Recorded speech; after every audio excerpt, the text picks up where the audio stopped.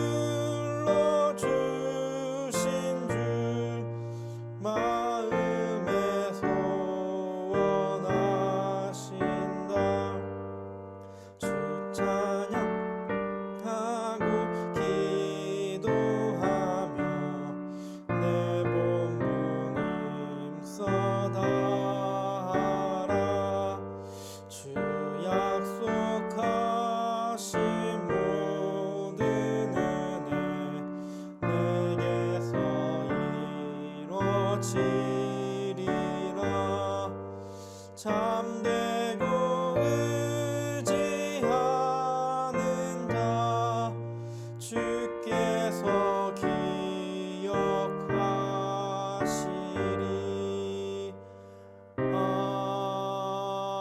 아멘. 오늘 아침에 볼 하나님의 말씀은 역대하 25장 1절에서 13절까지의 말씀입니다. 역대하 25장 1절에서 13절까지의 말씀입니다. 제가 봉독하겠습니다. 아마샤가 왕위에 오를 때에 나이가 25세라 예루살렘에서 29년 동안 다스리니라. 그의 어머니의 이름은 여호앗단이요 예루살렘 사람이더라. 아마샤가 여호와께서 보시기에 정직하게 행하기는 하였으나 온전한 마음으로 행하지 아니하였더라. 그의 나라가 굳게 섬에 그의 부왕을 죽인 신하들을 죽였으나 그들의 자녀들은 죽이지 아니하였으니 이는 모세의 율법의 책에 기록된 대로 함이라. 곧 여호와께서 명령하여 이르시기를 자녀로 말미암아 아버지를 죽이지 말 것이요 아버지로 말미암아 자녀를 죽이지 말 것이라. 오직 각 사람은 자기의 죄로 말미암아 죽을 것이니라 하셨더라.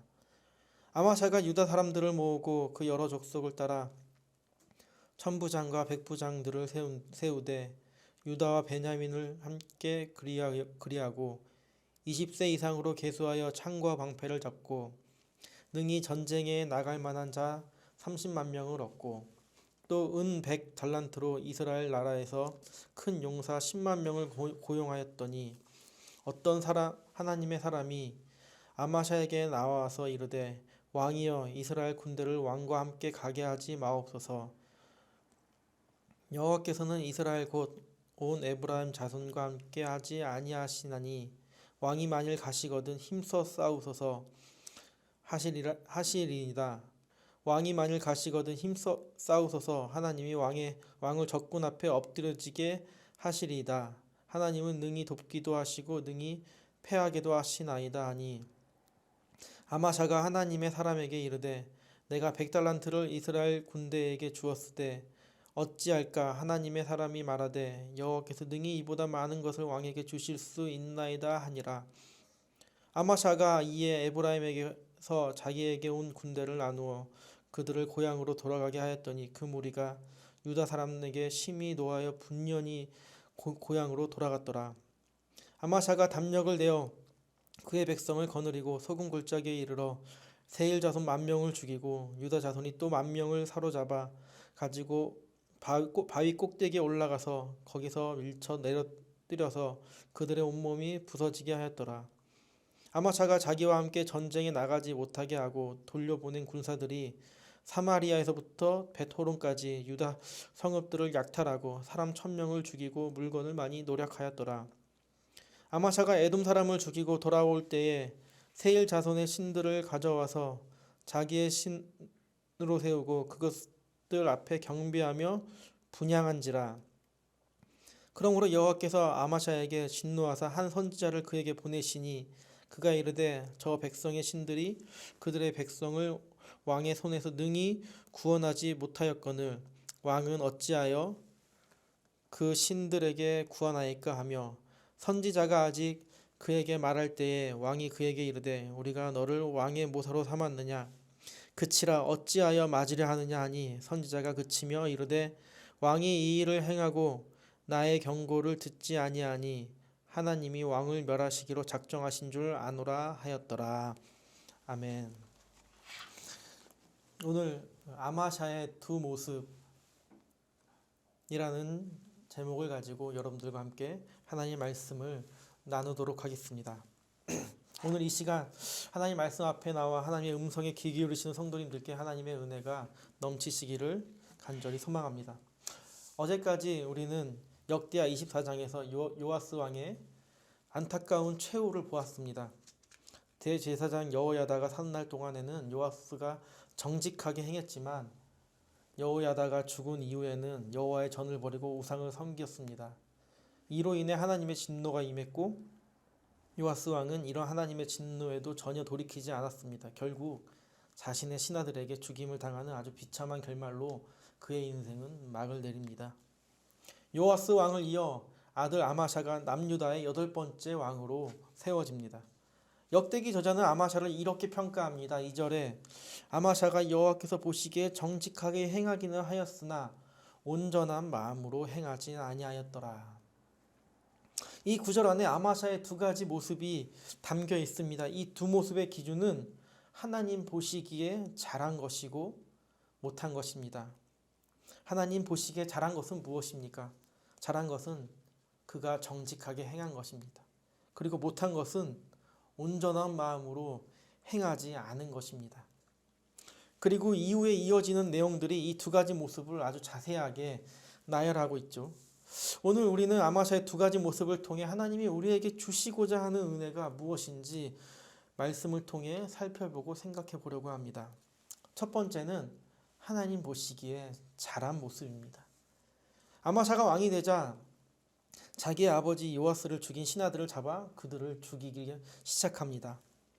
아버지의 죽음을 똑똑히 지켜봤던 아마샤는 아버지를 죽인 신하들에게 대한 분노가 가득 차 있었습니다. 그러나 그들의 자녀만큼은 죽이지 않았습니다.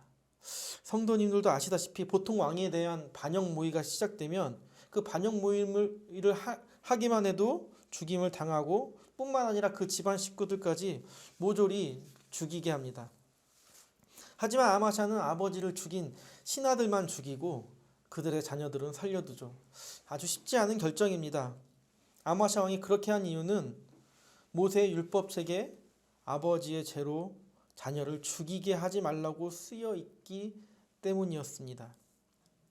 아버지를 죽인 자들의 집안을 3대까지도 죽일 수 있지만 아마샤는 하나님이 말씀하신 그 성까지 지킵니다. 아마샤가 잘한 것은 자신의 분노를 하나님의 말씀으로 다스린 것입니다. 하나님의 말씀을 듣고 자신의 분노를 멈췄습니다. 우리 누구에게나 분노의 마음이 있습니다. 억울한 일을 당하거나 때로는 답답한 일을 겪을 때면 속에서 부글부글 분노가 끓어올라옵니다. 그러나 하나님의 말씀을 의지해서 우리 안에 있는 분노를 멈출 수 있어야 합니다. 우리의 마음을 하나님 말씀으로 지킬 때 우리는 하나님께서 우리에게 맡기신 일들을 해나갈 수 있는 것입니다. 잠언 4장 23절에 이런 말씀이 있습니다. 모든 지킬 만한 것 중에 더욱 내 마음을 지키라. 생명이 근원이 이에서 남이니라. 우리의 마음을 지킬 때 그곳에서부터 생명이 시작됩니다. 인생에서 억울하고 분노할 만한 상황이고 또 당연히 분노해도 되는 상황일지라도 우리의 마음을 지킨다면 그때부터 그곳에서부터 우리 안에 새로운 생명이 시작된다는 것을 성도님들이 기억하시길 소망합니다. 그 생명이 나를 살리고 우리를 살릴 것입니다. 아마샤 왕이 두 번째로 잘하는 것은 전쟁을 위해 북이스라엘 용병들을 100달란트나 주고 사옵니다. 그러나 하나님의 사람이 아마샤에게 와서 그들을 돌려보낼 것을 권합니다. 100달란트는 상당히 큰 금액입니다. 이 금액을 오늘로 환산하면 한 7억 정도 되는 것 같습니다. 이 돈이 한순간 공중으로 사라져 버리는 것입니다. 인간적인 생각으로는 너무 아깝다는 생각이 듭니다. 전쟁 한번 못 해보고 한순간에 돈은 돈대로 나가고 이스라엘 군대의 전력은 이전보다 더 떨어졌겠죠.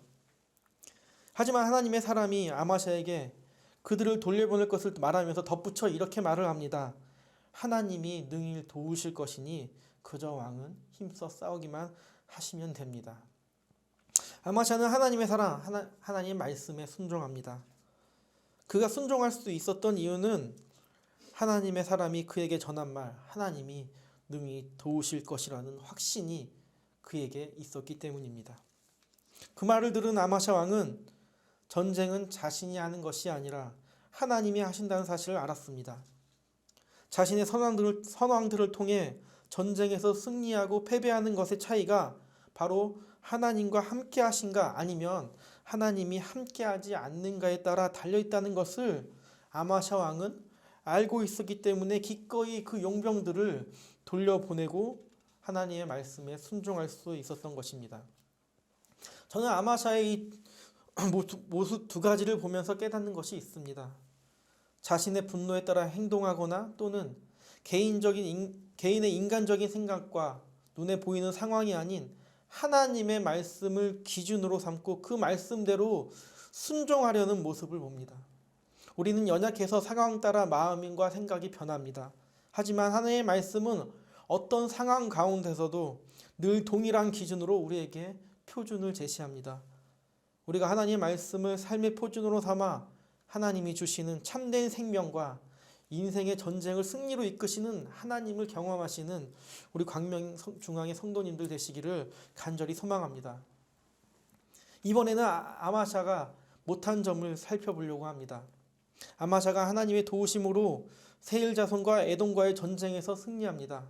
그런데 14절에 아마샤가 세일 자손들의 신들을 가져와서 자신의 신으로 세우고 그 앞에 경배하고 분향하는 모습을 보입니다. 2절 후반절에 말한 대로 온전하지 못한 아마샤의 모습입니다. 이 모습을 본 한 선지자가 아마샤에게 와서 우상에게 예배한 것을 매우 꾸짖었습니다. 그러나 아마샤 왕은 그 선지자의 충언을 듣지 않을 뿐더러 그 이상으로 그를 혼냈습니다. 성공을 거둔 아마샤 왕은 전쟁에서 자신을 도운 하나님을 잊어버렸습니다. 자신이 힘써 전쟁한 것만 기억합니다. 아마샤가 하나님에 향한 온전한 마음이 없는 모습을 우리에게 보여주고 있습니다. 아마샤는 이 신이 좋다고 하면 이 신한테 경배하고 저 신이 좋다고 하면 저 신한테 경배했습니다. 자신의 성공을 위해 어떤 것도 가리지 않고 물불을 가리지 않고 바꿨습니다. 지금까지 하나님의 도우심을 잊어버리고 성공하기 위해 다른 신을 찾고 경배하는 모습이 어쩌면 우리의 모습이 아닌가 돌아보게 됩니다. 지금까지 인도하신 하나님의 은혜를 우리는 때로는 잊어버릴 때가 많습니다. 내가 잘해서, 내가 잘나서, 내가 힘써서 여기까지 왔다고 생각하는 경우들이 있습니다.